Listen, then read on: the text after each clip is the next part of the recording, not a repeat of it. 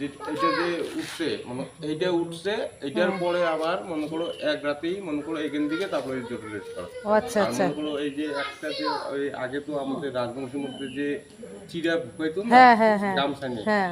ওই গামছানের শব্দ পাইছে তো আচ্ছা। তখন এখান থেকে এইটা আর হয়নি, এইটুকুই মানে এইটুকু উঠতো। আচ্ছা উঠতো আরো, কিন্তু ওই হ্যাঁ, আর উঠতো। মানে ওই যে পাইয়াটা দেখতেছো আচ্ছা এটা আচ্ছা হ্যাঁ এটা হ্যাঁ। এটা আপনার থেকেই উঠে গেছে। আচ্ছা মানে আচ্ছা আচ্ছা মানে এখানে মন্দির হয়ে গেছে। আচ্ছা আচ্ছা, বুঝতে পারছি, মানে একদমই হয়তো, কিন্তু যেহেতু আওয়াজ হয়ে গেছে হ্যাঁ। ওই জন্য আর উঠতে পারে নাই। মানে হ্যাঁ মানুষ দেখলে কিরকম না হ্যাঁ হ্যাঁ ওই হ্যাঁ ইয়েতেই হ্যাঁ। মনে করো ওই যে ওই অর্ধেকটা মনে হচ্ছে ওখানে হ্যাঁ, ওখানে ওইরকম, তারপরে ওই জল পেশে তারপরে গেছে।